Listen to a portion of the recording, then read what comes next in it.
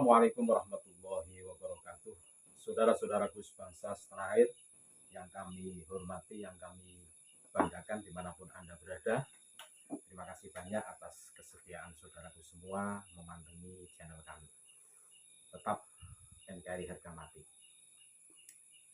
Kita harus tahu cikal bakal Yaman itu gimana. Kalau istilah orang Jawa, desa mawa cara. Setiap desa itu pasti beragam aktivitasnya atau gayanya itu beda-beda. Makanya muncullah desa mawa cara. Ini kalau di Nusantara seperti itu. Nah, ini ada kisah nabi palsu Maslamah bin Habib dan propaganda murtadin Yaman atau Musailamah, sama saja. Transisi pertama dalam Islam disebutkan dalam keadaan krisis pasca Rasulullah SAW wafat. Berbagai perpecahan melanda, pembangkangan, pemberontakan, dan banyaknya kaum murtad menyusul munculnya nabi-nabi palsu. Wah, di zaman baginda Nabi itu sudah banyak munculnya orang-orang yang ingin tenar, menyatakan dirinya nabi palsu. Ini kan sangat terkenal ini di tarikh-tarikh Islam. Dari semua itu, fenomena nabi palsu paling serius mengancam, karena selain menjadi gerakan politik, juga memiliki propaganda keagamaan. Di Ramadan yang telah separuh ini, saya ingin membagi sekilas kisah-kisah beberapa nabi palsu. Anggap saja bacaan ringan di Ramadan yang mulai teduh. Saya mencupliknya dari Al-Bidayah wan Nihayah karya Ibnu Katsir. Pertama adalah Al-Aswad Al-Ansi. Ia muncul masa akhir sebelum Rasulullah SAW wafat. Ia dari Najrun, lalu menguasai hampir seluruh Yaman. Ia mengangkat diri sebagai penguasa sekaligus nabi baru. Banyak penduduk yang murtad karenanya. Rasulullah SAW bersurat ke penduduk Yaman agar melawan pendusta ini. Mu'ad bin Jabal melaksanakan seruan itu dengan baik. Salah satu istri Al-Aswad adalah kerabat Mu'ad yang diambil paksa dengan membunuh suaminya. Mu'ad membunuh nabi palsu ini atas bantuannya ketika ia mendengkur usai mabuk di kamarnya. Saat lehernya digorok, ia melenguh panjang dan keras laksana seekor sapi. Pengikutnya berlari dan bertanya, "Suara apa itu?" Istrinya menjawab, "Sang nabi sedang menerima wahyu." Penjaganya pun kembali ke pos. Pagi harinya seluruh pengikut Al-Aswad menyerah setelah menyaksikan kepala sang nabi tergeletak hina di tanah. Yaman kembali Islam. Tapi 3 hari setelah itu terdengar kabar dari Madinah, Rasulullah SAW wafat. Orang-orang lemah iman kembali murtad. Digambarkan saat itu seluruh Arab murtad selain 2 kota, Mekah dan Madinah. Mereka menyusun kekuatan lalu mengajukan syarat ke Khalifah Abu Bakar As-Siddiq untuk tetap dalam Islam, tapi tak mau membayar zakat. Abu Bakar sadar ini menyangkut eksistensi Islam. Tanpa kompromi, Khalifah pertama ini memerangi mereka, walaupun saat itu kondisi umat lemah. Ia memimpin langsung perang itu. Hubal bin Tulaihah, pemimpin murtadin ini berhasil dihabisi.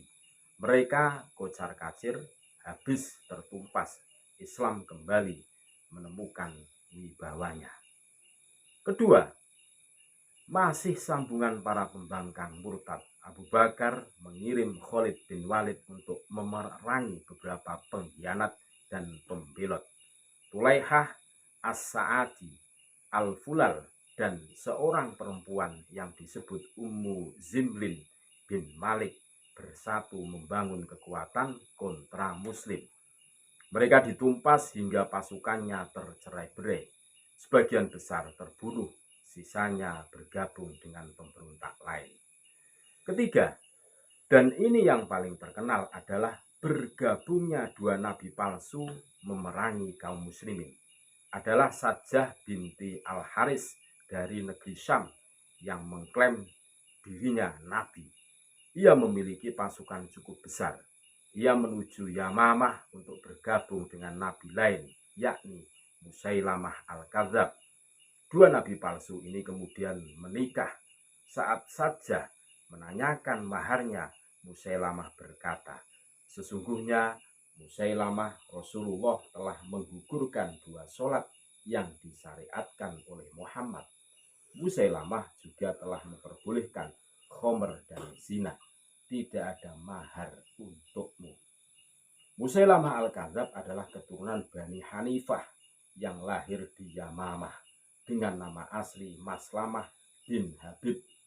Menurut para sejarawan Arab, Musailamah merupakan salah satu tokoh yang berperan membangun Yamamah. Bahkan sejak sebelum Nabi Muhammad SAW hijrah ke Yathrib atau Madinah. Ketika agama Islam berkembang di Jazirah Arab, Musailamah menjadi salah satu orang yang memeluknya. Bahkan dia juga membangun sebuah masjid di Yamamah untuk digunakan beribadah kaum muslim Yaman. Khalid bin Walid membangun skuad yang kuat untuk bertempur dengan Musailamah. Sebelumnya Ikrimah bin Abi Jahal dan Sarohbil bin Hasanah yang dikirim As-Siddiq belum mampu menghadapi Bani Hanifah, suku terbesar Musailamah. Khalid dengan pasukan merangsek maju dengan yel-yel, "Ya Muhammadah." Sementara Musailamah menyambut dengan 2 panglimanya, Muhakkam bin Tufail dan Rojal bin Unfuwah. Orang terlanat ini adalah sebab terbesar yang menyesatkan penduduk Yamamah. Karena dulunya Rojal bin Unfuwah adalah sahabat Rasulullah yang kemudian murtad karena mengira pasukan Musailamah sangat kuat. Ia melakukan propaganda bohong kalau Rasulullah pernah berkata, Musailamah adalah nabi setelahku. Perang meletus, Khalid menggempur habis Bani Hanifah sampai mengepungnya di sebuah kebun yang kemudian terkenal sebagai kebun kematian. Musailamah berikut panglima-panglimanya, semua dihabisi dalam keadaan nista.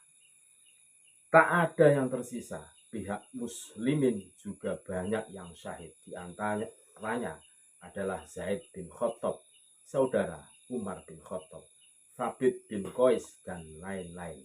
10.000 pengikut si nabi palsu tewas dalam benteng kebun, sementara 600 prajurit Islam syahid.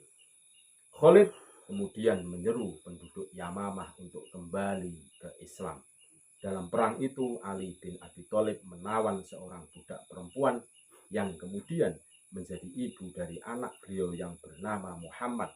Di kemudian hari, Muhammad ini disebut Muhammad ibnul Hanafiyah, merujuk ke Bani Hanafiyah yang terselamatkan dari propaganda nabi palsu Musailamah Al-Kadzab.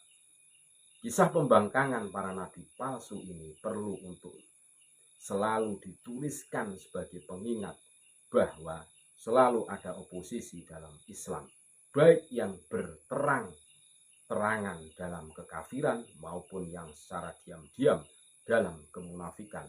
Karena orang-orang seperti Rojal bin Unfuwah yang memutarbalikkan sejarah dan pesan agama akan selalu ada sepanjang zaman.